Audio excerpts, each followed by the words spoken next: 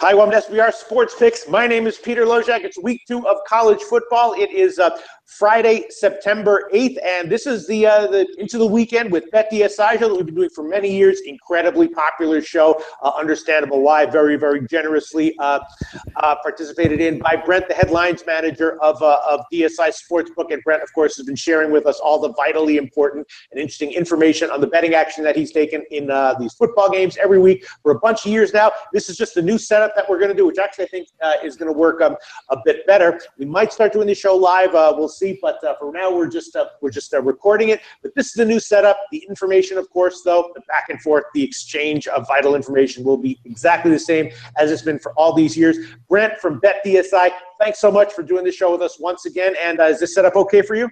Yeah, like I said, other than the fact that I can see you, they can't see me, which is a good thing. But quite interesting, though, you said that we exchanged vital information, and I'm just waiting after all these years for you to give me some vital information one day. Vital information? Brent, no respect for me. No respect for me as a handicapper, Brent. You know my ROI is like 35% in the MMA this year so far? Yeah, no, every now and then you do come up with something good. Talking about percentages, maybe remember last week we talked about how, long-term, how you would really realistically expect the Sharps to do. I think last week, like college football was a decent example. I mean, we gave out, I think it was like 7 plays that we indicated were sharp on this show, and 4 out of those 7 won. Yep. It's easy for people to say, like 4 out of 7 is like, it's not overly impressive or whatever. But it is 57%, and we kind of touched on that. Maybe that's like a long-term target for guys to expect. Yeah, absolutely. Not an eye-popping result in 1 week and a sample size of 7 games, but long-term, obviously, that is a very profitable winning percentage, and that's what the pros do. They don't do any better than that. So they certainly should not expect that from me or any of the other stable of SBR commentators, because we certainly are not on that level. Although we aspire to it, and at times we get close. All right, so let's get to the first game that I want to ask you about. 3 big college games this weekend. The first one, of course, Auburn and Clemson. Clemson is the favorite, but it looks like there's been a slow and steady trend to Auburn. It was 6.5 earlier in the week. Now it's down to 5. Both of them, of course, off of massive, awesome week 1 blowouts. So I'm assuming that there is huge action again as there in this game as there was with marquee games in week 1 that we saw. And I'm guessing once again, mostly split down the middle slightly towards Clemson, and maybe some slightly sharper money on the side of Auburn, but nothing particularly sharp as of yet. Am I right? Yeah, you got that one actually perfectly well. Yeah, you almost don't need me for this part of it. Yeah, I definitely do have. It's a little bit more money towards Clemson, but it's basically split down the middle. You're almost dead on with there. Looking at my wager count, yes, I do have more wagers on Clemson, but the line, like you said, has dropped down. We're like 4.5 and 5 out there, so nothing significant in terms of sharps so far. But at least talking about this game, it's one of the good games of the week in terms of the line's decent. The teams are historically strong teams. I would say obviously Oklahoma, Ohio State is another good game this week. USC, Stanford in the Pac-12. I almost said Pac-10 again. I'm going to be saying that for years. The Notre Dame game. There's a lot of good games. We're only week 2, but it's still a lot of good looking games this week. But this one in particular, yeah, you nailed it pretty much on the head. There's nothing really sharp involved. Mostly just public money on the home favorite.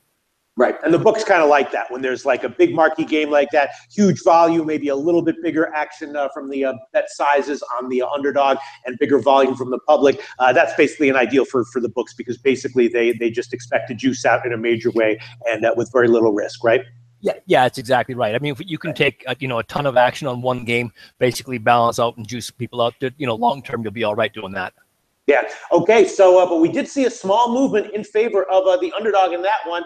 Next marquee game on the slate this weekend is Oklahoma against Ohio State. We haven't seen much movement at all in this one, despite the fact that Ohio State is a favorite of a touchdown and a hook. They are open. They are over 7.5 on this line, but we haven't seen much movement. The line, as far as I have seen, has not dipped down to 7 at any point this week anywhere. Oklahoma, Ohio State, got to be huge action on this game as well, right? Yeah, already we've got a ton of action. It's one of those games that's going to be real great this week.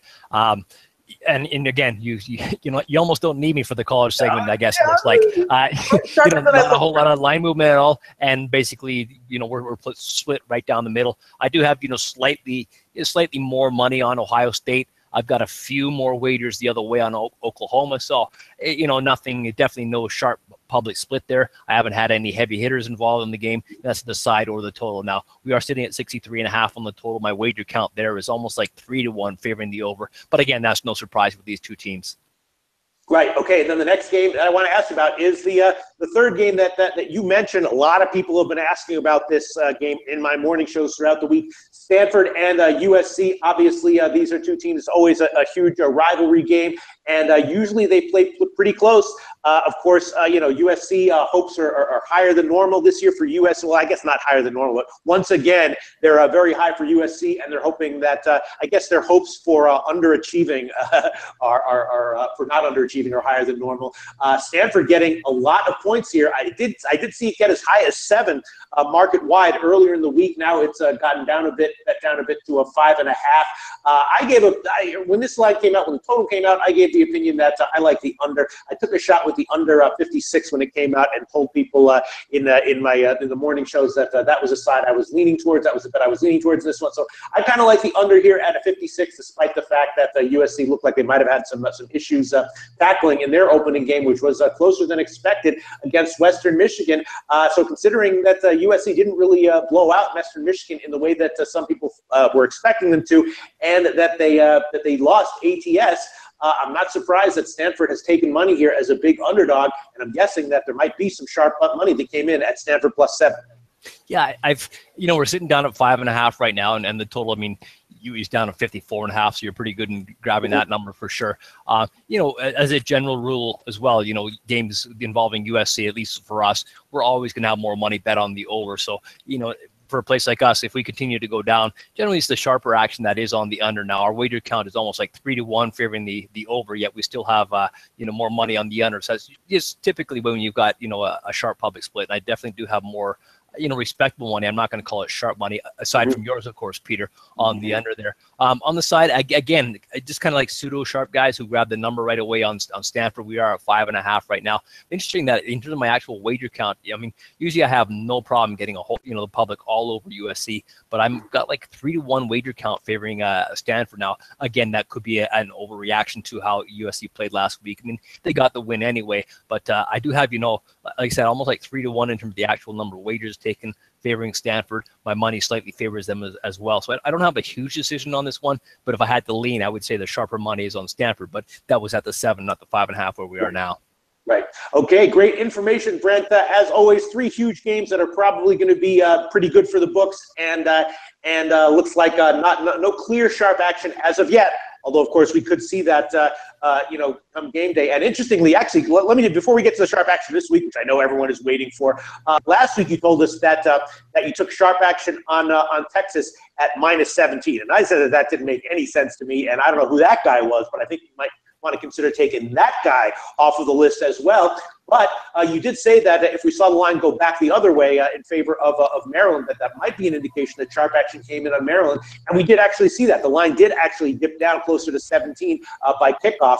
Is that what happened in that game? And how much action do you tend to take from the sharp guys day of game that radically changes the sharp action picture of things? Yeah, you definitely get guys, the heavy hitters coming in on the day of the game for sure. Right. And again, it's the case where they're kind of like balancing their, they're weighing the line movement and the advantage of getting a max wager on the day of the game. So, ideally, most of these guys, if they could fire a max wager on Wednesday or whatever, they probably would. But they know to get a max bet down and to be able to ever see that line again, they kind of have to wait until Saturday. And again, they're banking on no one else moving that number for them. So when the line did get up high on Texas, we were up to like 20, 19.5, 20.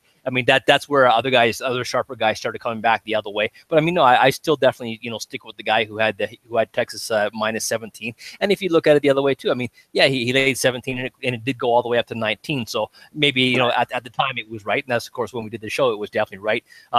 Talking about there's some games that we look at, it maybe not be, sharp action or not. We talked about the Louisville Purdue total, and we kind of I gave the indication that I did have some, respectable money come in on the under 69, and it had come down to like 67.5, but you knew the public was all on the over. So, we talked about if that line dropped down even further, there was sharp action on the under, and that was definitely the case on that Louisville-Purdue game. So that line closed, I think it was around 66, 65 some places. And again, the kind of respectable money that came in was under 69. So that was one of those, cases where you knew the public was going to continue to bet the over, and if anything drove that number down, it was going to be sharp money. That was the case. Classic line movement analysis right there from Brent. That was a perfect, that line movement on the total in that game was a perfect example of how this stuff all works. And do you remember if it was just a pseudo sharp action that came in on Maryland, or was it actual list guys who came in on Maryland when it got up to 20 or whatever? Decent guys, not list guys, no. And again, there was people who liked it both ways. There was pseudo sharp guys even laying the higher numbers, like around 19. But sometimes they come back for more, and sometimes they don't. But that number still closed quite high, more than the 17 when the sharp guy on our show laid it.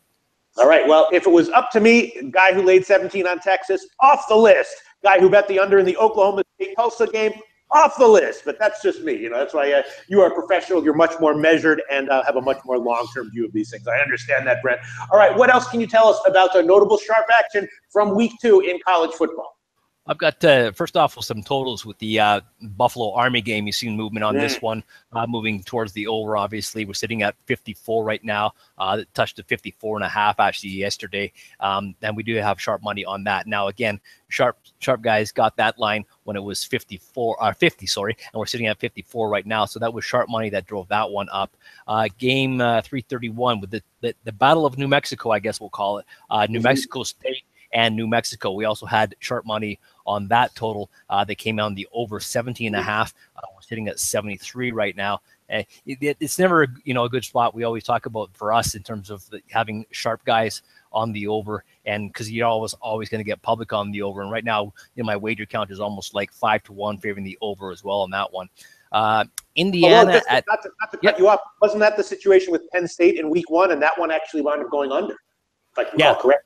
Yeah. Well, the problem with that Penn State game, in terms of the problem, is if you had bet the over to the 63, is the fact that the Akron didn't score any points, right? So Penn State definitely did their job, and they're if you're kind of banking on them rolling up the score. Well, okay, they did that. They just didn't give up any points. So that just goes to show you how unpredictable this stuff is, because obviously it's very dangerous and scary for the books when the public and the sharps are on the same side of a total, especially when it's an over. But we did see a case of that last week, the Penn State game, and that game did stay under. All right, Brent, thanks so much. What else do you have for us for college football week 2? First side for you is Indiana. I've got Indiana. They're on the road at Virginia. You see the line right now. We've got Indiana -3, -115, and I took sharp action on Indiana. It was -2.5. So tending towards Indiana right there, and the line's kind of slowly creeping up. Not a massive move, but again, when you're going from 2.5 to 3, you really kind of want to resist going to 3.5. Just 3 being the key number that it is, even in college football. If this line had probably opened at like 3, we'd probably be at 3.5, because you don't risk getting middled if you go up to 3.5. But right now we went from 2.5 to 3 -115. I know there's a couple of books out there like 3 -120. So that definitely seems to be the way the sharps are going market wide. Another total for you is Lafayette and Tulsa. We got under action on that one. Now this game we got a big move.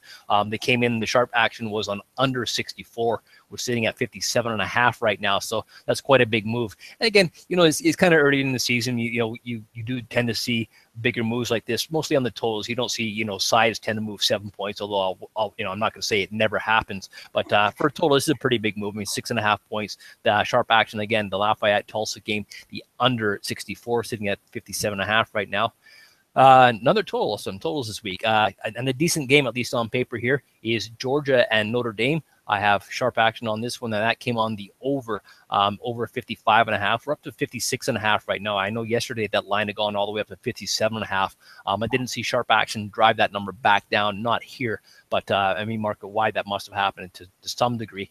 And for us too, you kind of get, you kind of know your customer base, and that's kind of part of how you do a good job here in terms of risk managing. And like Notre Dame and Georgia, you just know you're going to get overaction from the public. So we're sitting at I could probably be 57 and have no problem, getting over money as well. But we're sitting at 57 or 56.5 right now, and over 55.5 is where the sharp action came on that game. Again, that was the Georgia Notre Dame game. And I got one more side for you, and that's Oregon State. Oregon State is at home this week to Minnesota. They're up to like -2.5, -15, or like 3-15 right now out there. And the sharp action came on Oregon State -1.5, Peter. And that's everything I got for college football. All right. Well, my comments on that. First of all, Indiana, I gave it at -3, but that is one of my top plays of the week. I already handicapped the one and gave it myself to all the viewers of the morning show, so I'm very, very happy to hear that. I'm liking that one. And yeah, the Tulsa total move to the under was a huge move that definitely popped the eyes out of my head for a second when I saw it. Obviously, the Sharps liked the Tulsa under against Oklahoma State, and they were wrong there. Are those like the same guys who bet the Tulsa Oklahoma State under in week 1 and lost with it? I had one guy last week and then 2 guys this week. So, I mean, maybe that's when you got 2 guys this week, I guess that's why the line moves, the full 6.5, almost 7 points. Yeah. All right. Well, they're seeing something for sure. And obviously they are who they are because of long-term success. Brent, the headlines manager at DSI Sportsbook, thanks so much for all your insights and information. Once again, that wraps it up for our college football week 2. Again, Brent is the headlines manager at DSI Sportsbook. Can't recommend that book enough. Thanks so much, Brent. Hey guys, thanks for tuning in to our channel. Now, we've put a lot of work into producing all these free videos, so please help us out and keep all our content free for you forever by simply liking, sharing, commenting, and subscribing. Now, not to mention, a visit to our industry-leading website will warm the hearts of all our SBR employees, especially myself. Now, the links are over there to the left, so do check those out. Thanks for watching.